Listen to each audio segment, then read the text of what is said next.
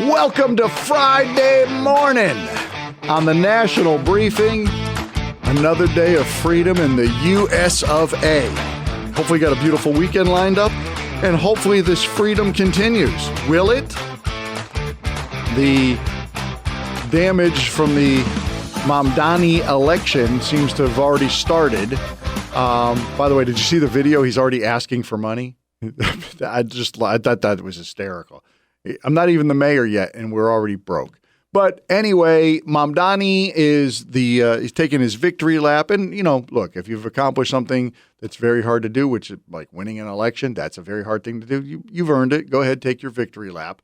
Another one taking their victory lap is the godfather of socialism here in the United States of America. Of course, we're talking about Bernie Sanders, who is being interviewed by the fine folks at CNN. Is Mamdani now one of the new leaders of the Democrat Party? Well, of course he is. He's going to be the mayor of the city of New York.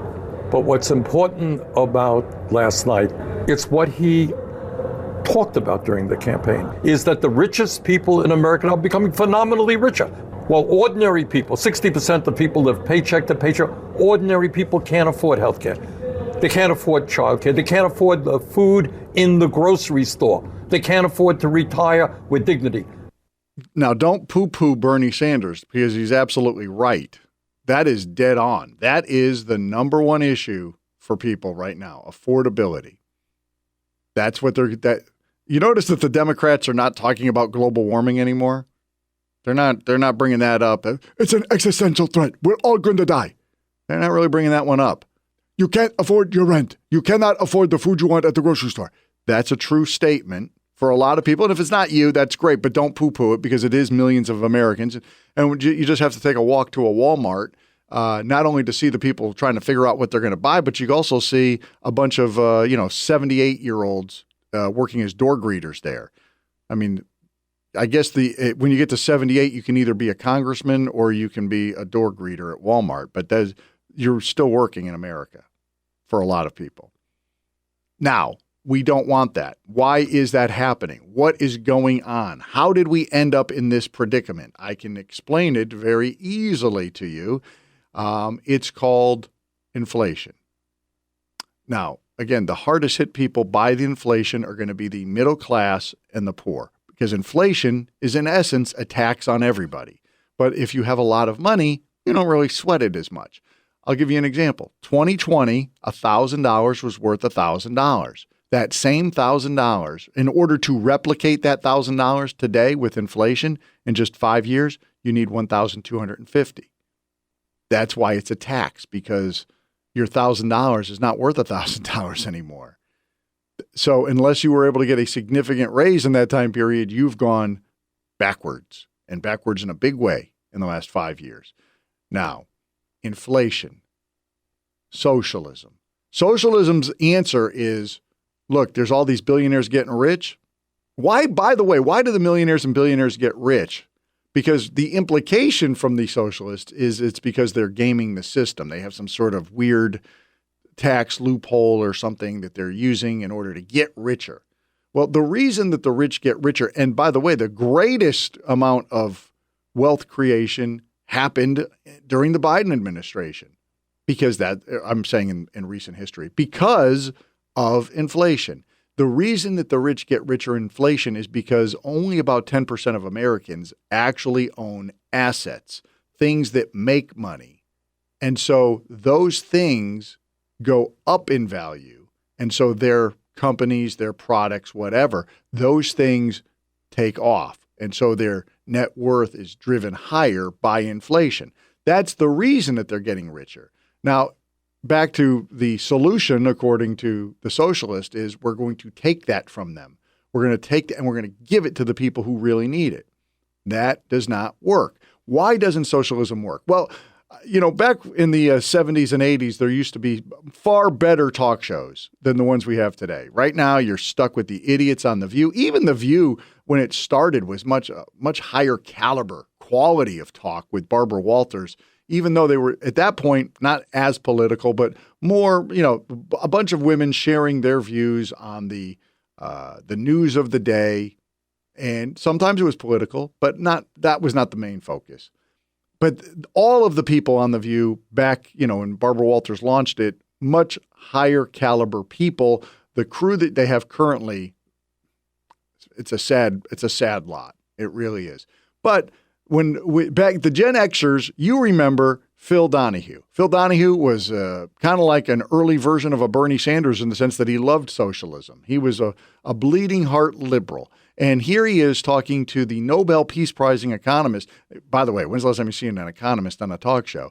This is Milton Friedman, and Donahue comes after him. Ever have a moment of doubt about capitalism and whether greed's a good idea to run on? Well, first of all, tell me, is there some society you know that doesn't run on greed? The world runs on individuals pursuing their separate interests. The great achievements of civilization have not come from government bureaus. Einstein didn't construct his theory under order from a bureaucrat. Henry Ford didn't revolutionize the automobile industry that way. In the only cases in which the masses have escaped from the kind of grinding poverty you're talking about, the only cases in recorded history are where they have had capitalism and largely free trade. If you want to know where the masses are worst off, it's exactly in the kinds of societies that depart from that. Yes, do not depart from capitalism. Don't do it because we already know how this story plays out. The reason people get into socialist countries now is because they think that's the answer. It feels good to say, wow, the rich have too much. We're going to take it from them and we're going to give it to the people who need it. Unfortunately, that does not work. I mean, I'm not saying it doesn't temporarily work. Temporarily for, 6 months, maybe even a year, it could work. But it doesn't work long term. It actually drives the producers out of your economy. And it does it in two ways. One, some of them move, and I understand there's a lot of New Yorkers who don't believe in this wealth flight idea that people are going to leave New York. Okay. I mean, I broke it down on a video the other day about the percentage of New Yorkers that are millionaires and billionaires and blah, blah, blah, and what difference would it make for them to leave and go to a tax-free state like Florida, and how many numbers have done it over the last few years. But you don't believe in it. Okay. Look, is New York still going to have a lot of millionaires? Absolutely. There's a lot of action in New York City. But it also happens because you disincentivize people to make money. So if you take that incentive away, they're not going to produce. Because what good is it? Why would I produce? If you're taxing me at say 100%, meaning every dollar I make over 50 grand or 100 grand or whatever your abstract number is, why would I continue to try to work to make more than 100 grand? I'm not. And so then you're missing out on whatever gift it is that I have given or I can give to society. For younger people, we'll never know what that gift was because they'll never want to achieve it. Like Friedman was saying there, Henry Ford, and it's not just the big names. It's people who did things locally in their community. That's the majority of small business is what actually drives America, not these big, IBM, Microsoft, whatever. But anyway, let's get back to the Phil Donahue show. And now that we've kind of proven that historically it's never worked, socialism, Milton Friedman explains to us what is inflation. How do we get it? It's always and everywhere a result of too much money, of a more rapid increase in the quantity of money than an output. Moreover, the important next step is to recognize that today governments control the quantity of money, so that as a result, inflation in the United States is made in Washington and nowhere else. You have to turn the money printers off. They have to go off. Donald Trump, God bless him, is trying to grow us out of this. And look, Ronald Reagan ended inflation. Inflation was unbelievably high in the 70s, and he shut it off. 1982, we actually were able to shut it off. But he did that by slowing government spending. We're currently at I think we're at 124% right now of GDP. Should be at 100%, but you're at 124%. Since 1821, 98% of the countries that got to 130. And by the way, when Donald Trump came into office, we were at 126. So we're heading in the right direction. But 98% of the countries that hit 130% debt of GDP defaulted. I'm talking about big countries. Canada defaulted in 1946. Australia, also 1946.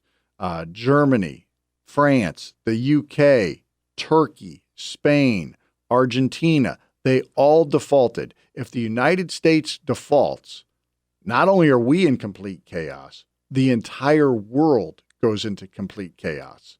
You cannot continue spending the money. We must slow down the amount of government spending. The government can only get money from the people who make money. There is no money. The government, it's funny, the government doesn't actually produce money, but they print money. So they're the ones that print it. We're the ones that produce it. The workers produce the money. Does that make sense to you? I hope it does, because it's an important distinction for you to recognize that the more money that is printed and it floods the market, that drives inflation. And inflation is what actually keeps the middle class getting poorer. We need to stop inflation.